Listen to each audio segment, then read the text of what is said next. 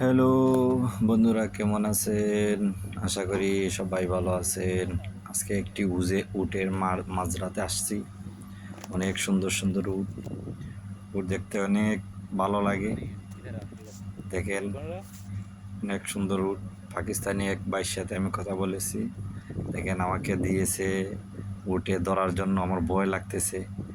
আমি বলেছি আমার ভয় পাচ্ছে, তাই ছোটো বাচ্চাকে দেখার জন্য আসছিলাম।